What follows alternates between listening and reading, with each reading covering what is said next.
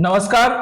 खबरों का अड्डा में आपका बहुत बहुत स्वागत है। और विशेष चर्चा में आज हम बात करेंगे संजय सिंह के बारे में कि संजय सिंह को आज ईडी ने क्यों गिरफ्तार किया, इसके पीछे के क्या वजह है। बहुत सारी चीजें जो है आज उथल पुथल रही है, तो इसको लेकर आज हम बात करेंगे। इसके अलावा ईडी ने एक और जगह जो है छापेमारी की है, वो है रणवीर सिंह के घर पे। तो उसके बारे में भी हम आज चर्चा करेंगे कि रणवीर सिंह के घर पे ईडी ने क्यों कह रहा है। इसके बाद जो है हम बात करेंगे, आज जो है पीएम मोदी ने कल मंगलवार को तेलंगाना में कई राज जो है खोले हैं केसीआर को लेके, तो उन राजों के बारे में भी बात करेंगे कि इसके तो उन्होंने क्या राज खोले। और लाल शॉल जो है इसमें बहुत बड़ी भूमिका निभाई है, तो उस लाल शॉल के पीछे की क्या जो है कहानी है, उसके बारे में भी बात करेंगे। और फिर बात करेंगे कि सिलेंडर गैस जो है एलपीजी पे फिर से जो है वो 200 रुपए की छूट दी गई है, तो इस पे भी बात करेंगे कि ये छूट क्यों दी गई है, क्या है इसके पीछे का रीजन। तो सबसे पहले अब शुरुआत करते हैं विशेष चर्चा की। और विशेष चर्चा में आपको हम जैसा कि आज सुबह से ही जो है ये बातें चल रही है, सुबह आज 7 बजे ईडी ने संजय सिंह के घर पे छापा मारा। कहा जा रहा है कि 5 से 7 जो है वो ईडी के कार्यकर्ता अधिकारी थे और उन्होंने उनके घर पे छापा मारा है।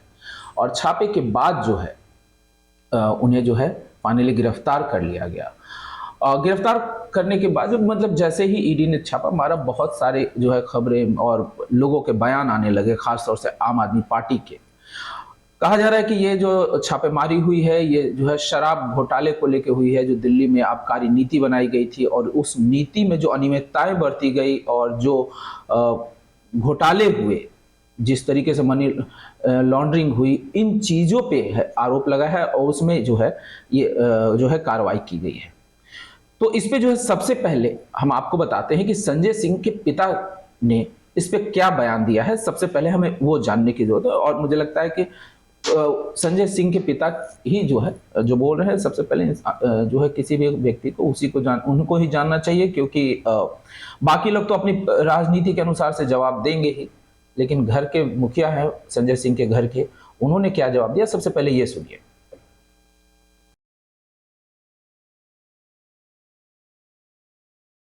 कि मणिपुर पर कार्रवाई नहीं होगी और संजय सिंह को सस्पेंड कर दिया जाएगा, बदले कार्रवाई नहीं है तो क्या है, आप बताएं हमको। अगर मणिपुर के सवाल पर बेल में जा करके एक राज्यसभा सांसद के पूछने का धर्म है तो इसलिए सस्पेंड कर दिया जाए कि बदले की भावना नहीं थी, क्या थी। और एक सेशन के लिए सस्पेंड किए गए तो अगले सेशन के लिए भी, ये डिक्टेटरशिप नहीं तो और क्या है। सवाल वो पूछिए जो किसी भी सामान्य नागरिक की समझ में आवे। वो सवाल न पूछिए कि मैं कहूँ 3 धंधों 5 होता है तो आप कहें कि आपको कैसे लगता है 5 है, आपकी समझ में नहीं आता मीडिया के, ये बदले कार्रवाई नहीं है क्या है। तो आगे मैं कैसे देखूंगा, मेरे पिता के खिलाफ कार्रवाई हो रही हो, फीलिंग्स मेरे साथ है। I will wait for the time when he will get the clearance. आप लोग महसूस करो, बहुत दिन से संजय सिंह ईडी की तरफ से कहा जा रहा है कि कुछ गवाहों ने उनका नाम लिया था। अब ईडी के पास सूचनाएं होंगी, मैं उसके पास थोड़े हूँ, ऐसे तो आए नहीं होंगे, कोई सूचनाएं होंगी तो they should go to make their query, पहले whatever information they have received they should go to.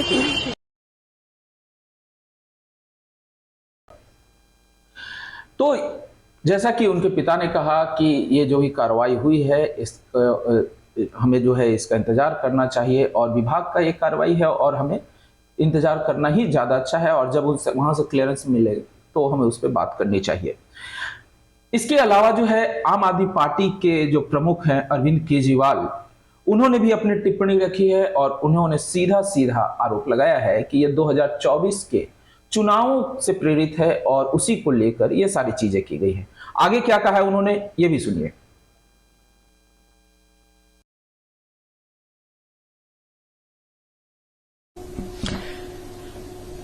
पिछले 15 महीने से इस तथाकथित एक्साइज घोटाले में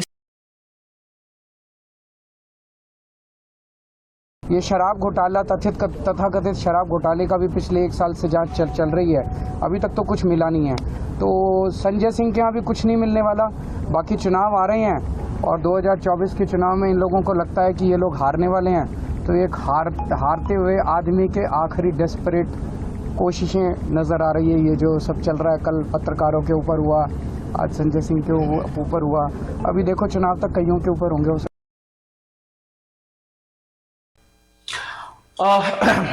केजरीवाल की आपने सुना।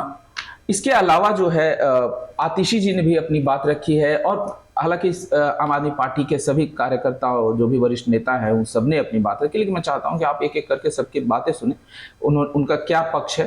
तो सबसे पहले हम आपको आतिशी जी की इंटरव्यू सुनाते हैं कि उन्होंने क्या कहा।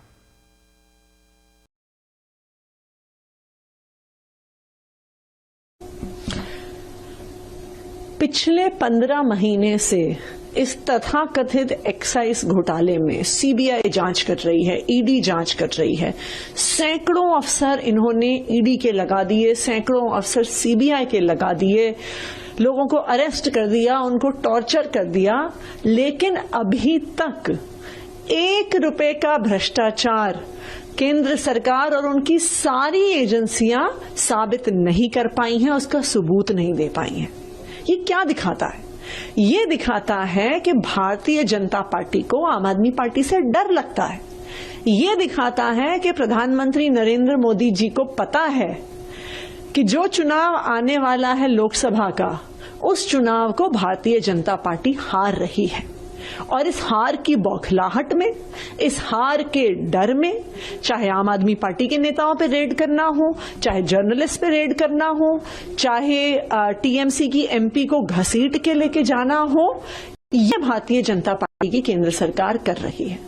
लेकिन मैं दावे के साथ कह सकती हूं कि जिस तरह 15 महीने की इन्वेस्टिगेशन में एक चवन्नी के भी घोटाले का सबूत नहीं मिला, वो संजय सिंह के घर पे 1 बार रेड कर लें, 10 बार रेड कर लें, उनके गांव में रेड कर लें, उनके दफ्तर में रेड कर लें, 1 पैसा भी भ्रष्टाचार का संजय सिंह के पास नहीं मिलेगा। गए थे टीएमसी के कई, जैसा कि आतिशी जी ने कहा कि 1 रुपए का भी भ्रष्टाचार अभी तक आरोप साबित नहीं कर पाई है। छापे तो बहुत हुए, लेकिन आरोप सिद्ध नहीं हुए हैं। तो यहाँ पे सही बात है कि अभी तक जो भी है आरोप लगाए जा रहे हैं कि मतलब कमीशन हुआ है, और इसमें ये भी कहा गया कि 144 करोड़ के आसपास का जो टेंडर लाइसेंस का फीस था वो भी माफ कर दिया गया था। लेकिन सच में जहाँ तक कितने पैसे का मुनाफा, मतलब इन्होंने कमीशन खाया या क्या खाया, ऐसा अभी तक किसी भी तरह की चीजें जो है जारी नहीं। फिर भी आगे सुनते हैं राघव चड्ढा ने इसके बारे में क्या कहा, आगे सुनिए। देखिए, करीब करीब पिछले 15 महीनों से भारतीय जनता पार्टी एक तथाकथित शराब घोटाले की आड़ में हम पर आरोप लगाती है, और पिछले 15 महीनों में 1000 जगहों पर इन्फोर्समेंट डायरेक्टरेट द्वारा रेडें करवाती है, सीबीआई द्वारा रेडें करवाती है। कई 100 अफसर इस पूरी तथाकथित जांच में लगे हुए हैं, लेकिन 15 महीने बिताने के बाद, कई लोगों को अरेस्ट करने के बाद, जांच की आड़ में अरेस्ट करने के बाद, 1000 जगहों पर रेड करने के बाद, इस पूरी जांच में आज तक किसी एजेंसी को 1 फूटी कौड़ी नहीं मिली, 1 नया पैसा नहीं मिला। अगर कोई घोटाला होता तो पता नहीं कितने हजारों करोड़ों रुपए बरामद होते, कितनी संपत्ति, सोना चांदी, जेवरात, गाड़ियां, बंगले, फार्म हाउस, जमीनें, कितनी संपत्ति बरामद होती जो अक्सर घोटालों में होती है, नजर आता है। लेकिन ये एक अजीब सा आरोप है भाजपा का, जिसमें इन लोगों ने 15 महीने बर्बाद कर दिए, 1000 जगहों पर रेडें करी, न जाने कितने अफसर इसमें लगे, लेकिन 1 नया पैसा, 1 फूटी कौड़ी आज तक बरामद नहीं हुई। ये दिखाता है कि ये घोटाला नहीं, ये कोई अनियमितताओं का केस नहीं, राजनीति से प्रेरित भारतीय जनता पार्टी जो 2024 के चुनाव हारने जा रही है, उस हार को सामने देख डरी हुई है, घबराई हुई। ये एक बौखलाई हुई बीजेपी। तो जैसा कि अभी तक 15 महीने जो है लगा दिए, लेकिन अभी तक कोई घोटाला साबित नहीं हुआ। तो सिर्फ यही नहीं है कि इस पे जो है आम आदमी पार्टी की तरफ से बोला गया है, बल्कि शिवसेना के संजय राउत ने भी जो है अपने बातें रखी है। सुनिए उन्होंने क्या कहा।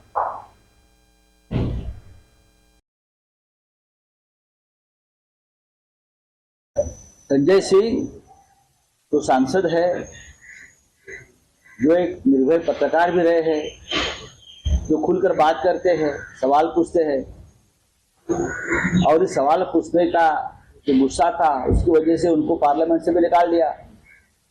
अब उनके घर पर रेड्स हो रही है। क्या चल रहा है? हमारे ऊपर रेड्स होते हैं, महाराष्ट्र में ये रेड्स होते हैं, पश्चिम बंगाल में रेड्स होते हैं, छत्तीसगढ़ झारखंड में रेड्स होते हैं। हाँ, गुजरात में क्यों नहीं होते? मध्य प्रदेश में क्यों नहीं होते? और जो जगह है उनकी सरकारें बनी है, आसाम, क्यों नहीं होती आसाम में? अगर जानकारी चाहिए तो हम दे देंगे कहाँ रेड्स करना और क्या कहाँ घपले हो रही है। संजय सिंह के ऊपर जिस प्रकार से रेड चल रहा है सुबह से, मुझे लगता है ये तानाशाही की हद हो गई। तो ये तानाशाही की हद हो गई है। और अगर संजय राउत भी जो है वो मध्य प्रदेश, असम, गुजरात जैसे राज्यों में जो है इस तरह के करप्शन की बात कर सकते हैं, बता सकते हैं सरकार को। ये बात सही है कि करप्शन हर जगह होते हैं, लेकिन फिलहाल ये एक जो है वक्तव्य या तर्क जो दिया जाता है कि आपके यहाँ भी तो होता है, तो हमारे यहाँ जो हो रहा है केस है, इस पे जो है हमें थोड़ी सी, हालांकि सच्चाई कितनी है नहीं है ये तो कोर्ट तय करेगा, लेकिन ये जब चल रहा है तो इसमें जब नाम आ रहे हैं तो इसका सामना करना ही जो है मुझे लगता है कि सही है।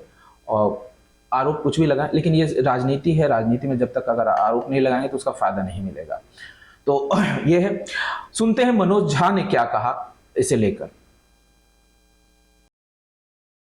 देखिए, दुख जरूर होता है, आश्चर्य नहीं हुआ। अब ये सिलसिला चलेगा चुनाव तक। प्रधानमंत्री जी अमित शाह जी की टीम ने आज घोषणा कर दी, आज ही नहीं कई हफ्तों से, कि आधिकारिक घोषणा हो गई है चुनाव की 2024 की। कल न्यूज क्लिक के ठिकानों पर, तमाम पत्रकारों पर, आज संजय जी पर, और आज ही हम, हमारे राष्ट्रीय अध्यक्ष लालू जी, तेजस्वी जी, हम लोग जा रहे हैं बिल सीख करने। तो ये एक पूरा परिदृश्य है। प्रणाम महामानव जी को और उनके सहयोगियों को। अब आप यही करेंगे, लेकिन एक बात बता देते हैं, हांडी भर चुकी है, फूटने वाली है, लेकिन इन संस्थाओं के जो चरित्र को आपने खराब किया है ना। तो मनोज झा जी का दर्द जो है कहीं ना कहीं लैंड फॉर जॉब घोटाले को लेकर भी नजर आ रहा है। खैर वो तो अलग चीज है, उस पर भी जो है ईडी की कार्रवाई चल रही है और आप आगे भी देख सकते हैं, हो सकता है कि कुछ ना कुछ जो है चीजें आपको आने वाले समय में सुनने को मिल जाए। खैर, इसके अलावा कांग्रेस के प्रमोद तिवारी जी हैं, उन्होंने भी अपनी बात रखी है और संजय सिंह के फेवर में जो है और ईडी को क्या कहा, यह सुनिए।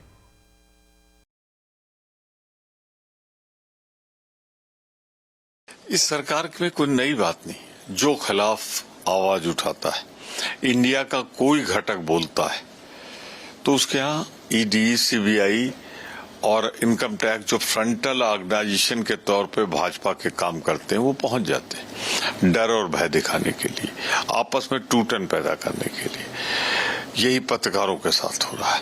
जो स्वतंत्र लेखनी है या स्वतंत्र आवाज है, उनको दबाने के लिए पत्रकारों के यहाँ भी धावा बोला गया।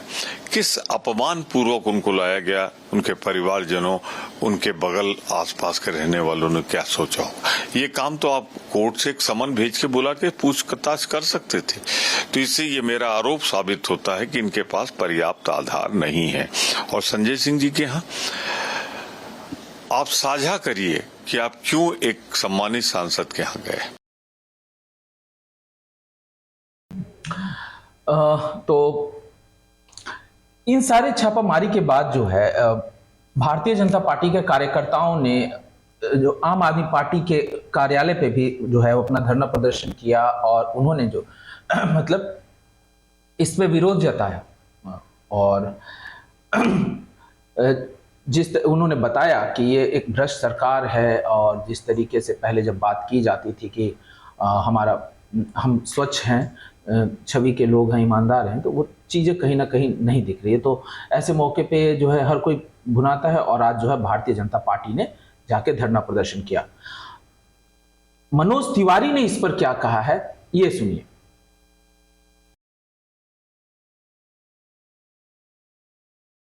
मानी इनकी तुलना तो अरविंद केजरीवाल आप सोचिए हमारे कैसे कैसे महापुरुषों से करते थे, बेल नहीं मिल रही है। और आज संजय सिंह भी गिरफ्तार हुए, इनकी सारी बातों को देखिए और जिस प्रकार से ये लोग चिट्ठी लिखते थे लगता था कि इनसे ज़्यादा ईमानदार कोई हो ही नहीं सकता। आज इन्हीं के साथी आरोपी इनके खिलाफ अप्रूवर बन गए हैं। ये गिरफ्तारी क्यों हुई? क्योंकि जिन्होंने पैसे दिए उन्होंने बताए हैं कि संजय सिंह के मार्फत अरविंद केजरीवाल को पैसे दिए गए हैं, संजय सिंह के मार्फत मनीष सिसोदिया और सत्येंद्र जैन को पैसे दे दिए गए हैं। तो इतना बड़ा जो ये निकल के आया है इसमें साक्ष्य, अब इसको कौन जुटला सकता है? बहरहाल संजय सिंह की गिरफ्तारी इस पूरे शराब घोटाले में सीधा सीधा ये बताता है कि अभी ये आंच सिर्फ संजय सिंह तक ही नहीं रहेगी या मनीष सिसोदिया या सत्येंद्र जैन तक, ये पक्का इनका सरगना अरविंद केजरीवाल ही दिखते हैं और ये आंच उन तक जाएगी। दिल्ली के माताओं बहनों की हाय इन लोगों को जलाएगी। दिल्ली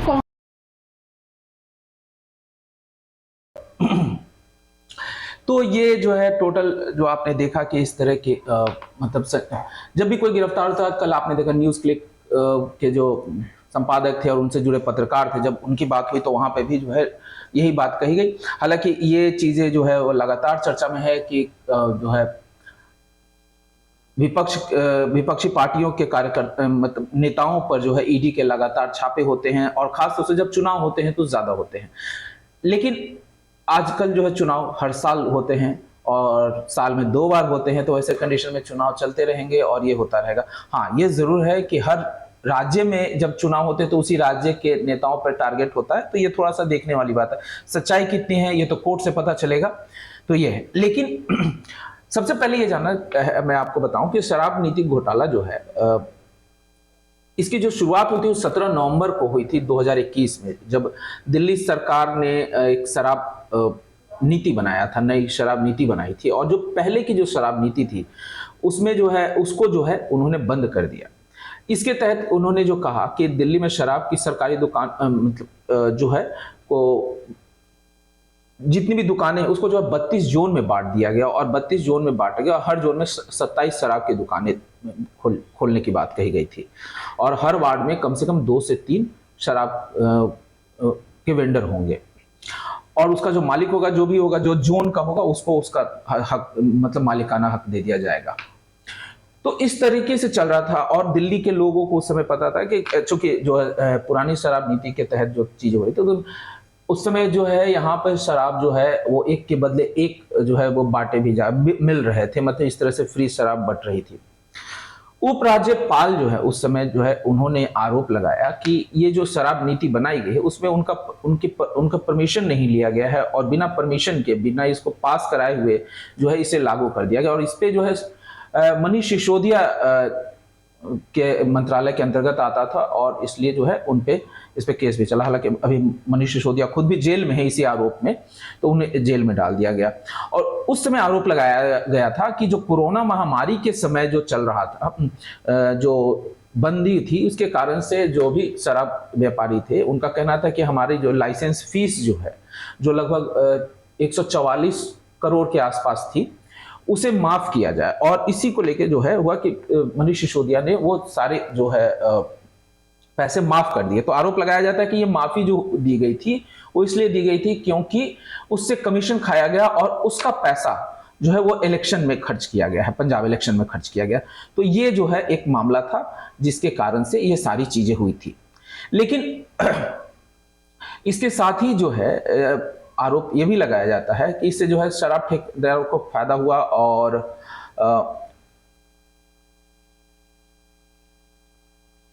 बाद में जो है एक तो कर दिया, लेकिन दूसरा केवल 4 महीने के अंदर ही फिर वापस जो है वही पुरानी जो शराब जो आबकारी नीति थी उसी को लागू कर दिया गया। तो यहाँ पे एक जो है थोड़ा सा एक डाउट हुआ। अब जो है संजय सिंह का नाम इसमें कैसे घसीटा गया ये चीज, क्योंकि यहाँ पे जो है मेन समझना अभी यही जरूरी है कि आखिर संजय सिंह कैसे आ गए।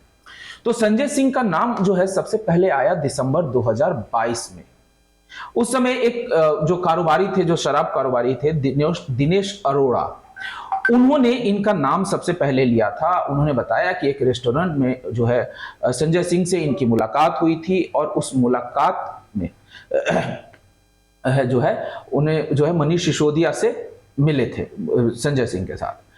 फिर जो है इसी जो है कहा जाए तो दिनेश अरोड़ा के बयान पे ईडी ने जनवरी में जो है संजय सिंह पे जो है चार्जशीट जो है वो दायर किया और उस समय से इनका नाम जुड़ा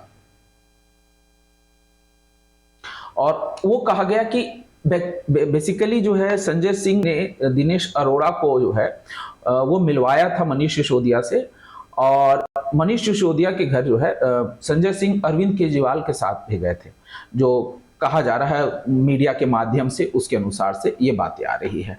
और फंडिंग के लिए जो है इनका नाम आया था, तो दिनेश अरोड़ा के नाम लेने के कारण ही ये चीजें हुई। हालांकि मई में जो है संजय सिंह ने इस पे जो है अपनी आपत्ति भी जताई थी, हंगामा भी किया था काफी कि मेरा नाम जबरदस्ती का घसीटा जा रहा है और बदनाम करने के लिए किया जा रहा है। उस पे जो है ईडी की ओर से कहा गया था कि 4 जगह नाम लिए गए थे, जिसमें ईडी ने ये कहा कि एक जगह जो है वो टाइपिंग मिस्टेक के कारण हुई है, वहां नाम नहीं, लेकिन 3 जगह जो है चार्जशीट में उनके नाम लिए गए थे। तो इसको लेके हालांकि ये चल रहा था और कोर्ट में केस चल रहा था, तो ईडी ने कहा कि इस चीज को लेके आप बयानबाजी नहीं करेंगे। तो ये मामला चल रहा था लेकिन फिर भी जो है कहा जाए तो बातें रुकी नहीं और अब जो है दोबारा से उन पे जो है इसे लेकर मामला दर्ज ये छापेमारी की गई है और उसमें गिरफ्तारी हुई है। अब देखना होगा कि इस पे किस तरीके से काम होता है। अब यहाँ पे एक चीज और है जो समझने की जरूरत है कि